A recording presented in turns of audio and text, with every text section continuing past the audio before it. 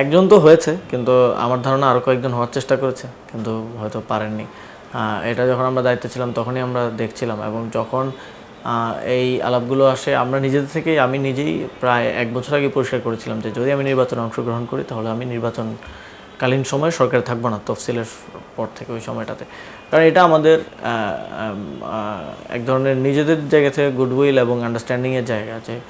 Rainbow allrounder exterior pay বাড়ির বাহিরের দেয়ালের সুরক্ষা নিয়ে থাকুন নিশ্চিন্ত, সাথে পাচ্ছেন 10 বছরের ওয়ারেন্টি। প্রশ্নবিদ্ধ কোনো ধরনের বিষয়ের সাথে আমরা নিজেদের নাম জড়াতে চাই না, কিন্তু আমরা প্রথম থেকেই দেখেছি যে সরকারের একটা অংশ বিএনপির সাথে খুব সখ্যতা রেখে চলছে। তাদের হয়তো পরবর্তী সরকারের থেকে কোনো কিছু পাওয়ার আশা ছিল বলেই তারা সেটা করেছে।